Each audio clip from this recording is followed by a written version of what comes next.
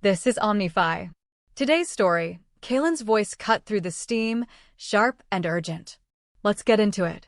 The scream of the cryo unit was a sound Kaylin Thorne had heard 1,000 times, but this one felt different.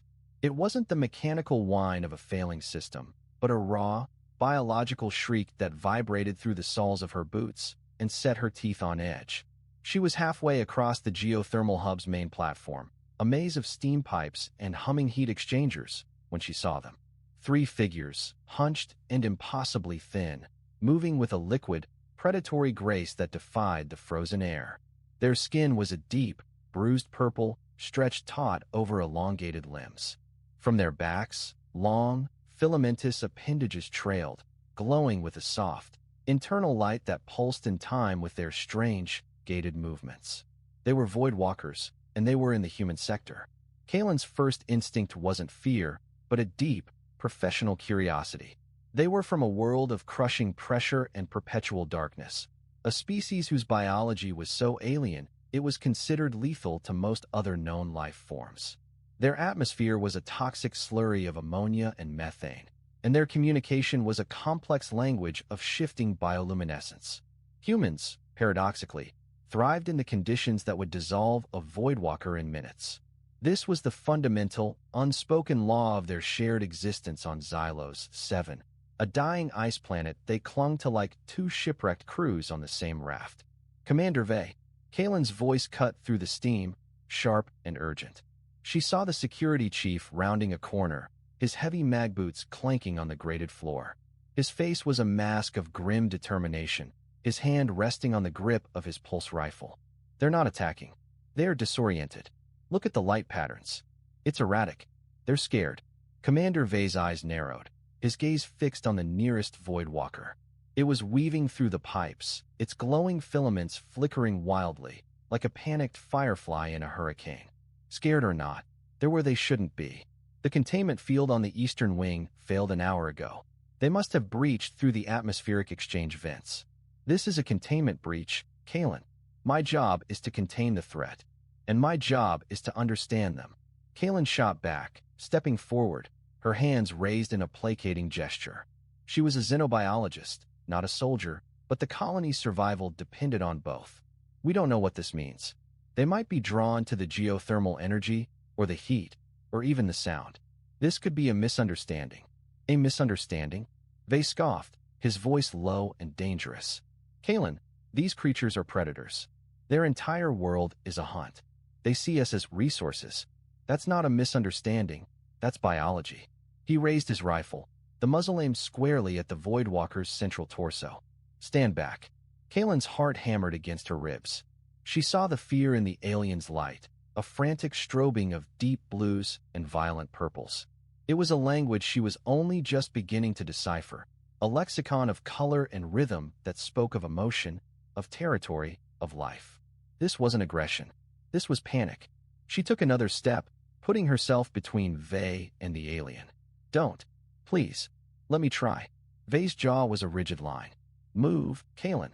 I won't ask again."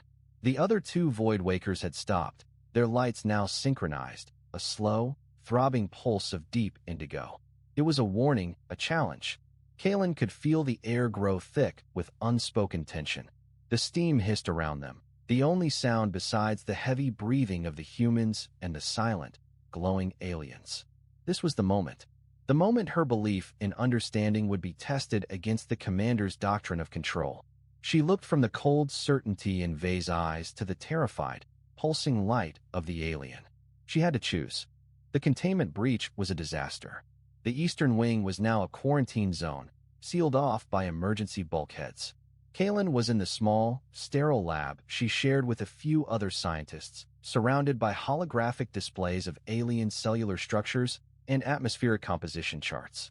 The air tasted of recycled oxygen and the faint, sharp tang of ozone.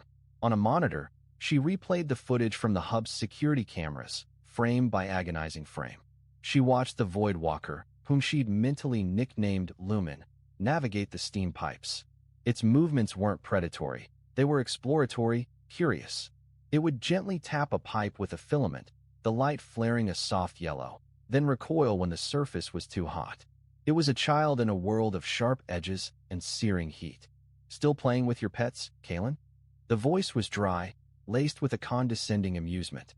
Dr. Eris Thorne, her mentor and the colony's chief xenobiologist, entered the lab, holding a datapad. He was a man in his late 60s, his face a roadmap of worry lines, but his eyes were sharp and intelligent. He placed the datapad on her desk, the screen showing a complex energy signature. "The Voidwalkers are draining the geothermal taps at an unsustainable rate. If they keep it up, the entire hub's power grid will collapse within the cycle. We can't afford to be sentimental." "They're not draining it, Eris," Kalen said, not looking up from her screen. "They're resonating with it. Look at this." She pulled up a spectral analysis of Lumen's bioluminescence. The waveform was almost a perfect mirror of the geothermal energy's harmonic frequency. "They're not just using the heat, they're communicating with it. The steam, the vibrations, it's all part of their language. The breach wasn't an accident. They were drawn here by the song of the planet." Eris sighed, running a hand over his thinning hair. "Kalen, you're seeing patterns where there are none. These are simple creatures, driven by instinct. We're projecting human concepts of curiosity and communication onto them. It's a classic anthropomorphism fallacy." He tapped the datapad. "The council is meeting. Vey is pushing for a cull. He says they're a vector for colony-wide collapse. They want your report. Convince them otherwise." Kalen felt a familiar frustration. Eris was brilliant, but he was bound by the old ways, by a rigid scientific method that struggled to account for the chaotic, intuitive nature of life in the universe. "They're not a vector, they're a people," she said, her voice firm. "And I will convince them." The council chamber was a cold, circular room with a single, large viewport showing the endless, frozen expanse of Xylos 7. Commander Vey stood at the head of the table, his presence dominating the space. Counselor Alara, a pragmatic woman with a no-nonsense demeanor, sat opposite him. Eris was to Kalen's right, his expression unreadable. "Dr. Thorne," Vey began, his voice echoing slightly in the room. "Your report is concerning. You suggest we are misunderstanding the intentions of these creatures. I suggest we are underestimating them. They are a threat to our survival, plain and simple. My recommendation is immediate and lethal neutralization. We purge the eastern wing and reinforce the containment fields." Kalen took a deep breath. The failure of the council meeting hung over Kalen like a shroud. She spent the next cycle in her lab, poring over the data, searching for the one piece of irrefutable proof that could sway the council. But the evidence was all circumstantial, a tapestry of light and energy that spoke a language no one else could hear. Fruction gnawed at her. She was a scientist, a woman of data and logic, but her most powerful tool was her empathy, an instinct the colony had taught her to suppress. Humans thrived by being adaptable, by nurturing life, even when it was inconvenient. It was a trait the Voidwalkers, with their predatory world, could never understand. Or could they? That night, unable to sleep, Kalen found herself wandering the lower levels of the colony, the residential sectors. The air was warmer here, the corridors narrower, lined with personal photographs and small, cherished objects. She passed a door ajar and heard the soft sound of a child's crying. It was Liam, the son of a hydroponics technician. He was small for his age, with wide, curious eyes. He was crying because his pet rock, a smooth, gray stone he'd found in the geothermal vents, had been confiscated by Vey's security team as a potential contaminant. Kalen knelt beside him, her presence gentle. "Hey, buddy, what's wrong?" Liam sniffled, holding up his small, empty hands. "They took Rocky. He's not bad. He just hums." Kalen's mind froze. Hummed. The word struck her with the force of a physical blow. She remembered the spectral analysis, the harmonic resonance. The geothermal energy hummed. The Voidwalker's lights pulsed in time with that hum. And Liam's pet rock, it hummed. It wasn't a coincidence. It was a connection. A fundamental, universal frequency. "Liam," she said, her voice soft but urgent. "Where did you find Rocky?" "In the big pipes, by the hot place. The one where the steam comes out. The eastern wing. The quarantine zone. The place where the Voidwalkers were." This was it. This was the proof. It wasn't just about the energy. It was about a shared resonance, a connection to the planet's core that bound them all together. She stood up, a new resolve hardening in her gut. Stay here, Liam. I need to do something. She didn't go to her lab. She didn't go to the council. She went to the armory. Vay was there, running a diagnostic on his rifle. He looked up, his expression wary. Kalen, you're not authorized to be here. I need a suit, she said, her voice steady. A deep-sea exploration suit. The one with the external audio sensors. Vay's eyes narrowed. Why? The Eastern Wing is a death trap. The air is toxic. I know, she said, meeting his gaze. But I'm not going there to breathe. I'm going there to listen. The deep-sea suit was a bulky, cumbersome thing of reinforced polymers and thick, transparent visor. Kalen felt like an astronaut walking on the moon, her movements slow and deliberate. The air inside the suit tasted stale and metallic. Vay stood by the airlock, his face a grim mask of disapproval. This is a fool's errand, Kalen. You're going in there alone. It's a suicide mission. I'm not alone, she said, her voice muffled by the helmet's internal comms. I have the rock. She held up Liam's pet rock, which she had retrieved from the child's room. It was smooth and unremarkable, but when she held it, she could feel a faint, deep vibration humming against her palm.